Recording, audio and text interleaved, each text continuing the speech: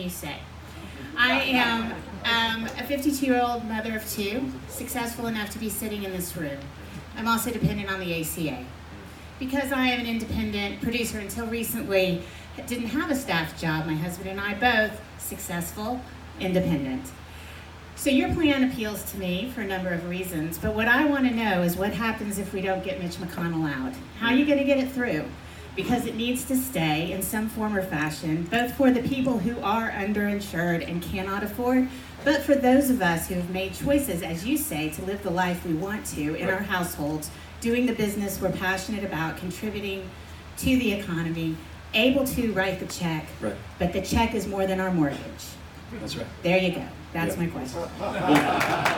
Thanks. This one's personal. You know, my mother-in-law is a small business owner. She's got cancer. There's no way she could get insurance if it weren't for the ACA. There's no way she could afford her chemotherapy. I'm pretty sure I'll be relying on the exchanges when I'm seeking work and not employed by the city of South Bend in a few months. And we need to push back on any effort to undermine the ACA. Part of this is why we need to get on the path to universal health insurance. And my vision for Medicare for all who want it allows us to do that without telling Americans we can throw a switch and kick everybody off the plans they've already got, and instead invites people to opt in to a Medicare-like option that will be, I believe, more cost-effective as well as more comprehensive. But in the meantime, we got to make sure we shore up what we've got. I think that, to get to your question about the politics of it, the thing that's so interesting is that this issue, in 2010, it was a killer. I was running for office in Indiana. Terrible time to be running for office as a Democrat in Indiana in 2010 because they were killing us over Obamacare. By 2018, that same issue had become the winning issue for Democrats. And even when they controlled both houses of Congress, you notice that Republicans couldn't muster the votes to do away with it. Why is that? Because it was actually in people's lives. People actually knew what it meant. And they were getting in the faces of their members of Congress at town halls saying, this affects me in this way. And it turns out it's really hard to lie to somebody to their face about their own lives. So there's a lesson in this, right, about the political power of the fact that the things we're advocating are things people want. People want higher wages. People want paid family leave. People want common sense gun control. People want to make sure that there is a way to get health insurance, including preserving the ACA.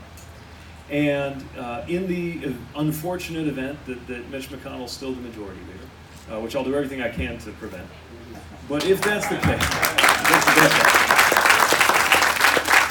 But if he is, I think a fantastic use of that big 747 that comes with the presidency is to fly it into the district or state of somebody who is standing against their own constituents and remind their constituents of the daylight between them and their own elected representatives, because even in conservative states, these are the expectations of the voters. Which is exactly, by the way, why the president wants us to be talking about him all the time, right? I mean, I gave 3 or 4 interviews this morning to different news outlets on the sidelines of this appearance, and in every one of them, I had to state a position on whether the United States ought to acquire Greenland. Greenland! But there's a reason, right? He needs us talking about Greenland. He needs us talking about him. He needs us talking about anything but you. Because when we're talking about you, we're going to win. And so our job, the job of the nominee, and the discipline that I think is so important as the nominee, will be to respond to whatever provocations or wrongdoing comes out of the White House quickly, decisively, and then turn it right back to these issues that are affecting our everyday lives, rather than allowing him to change the subject. That's how we win, and that's, I think, how we deserve to win. Thank you.